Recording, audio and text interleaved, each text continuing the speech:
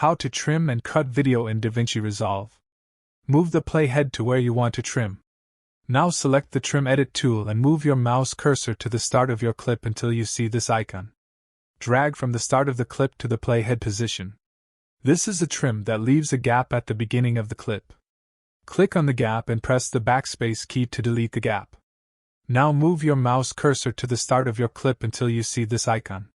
Drag from the start of the clip to the playhead position.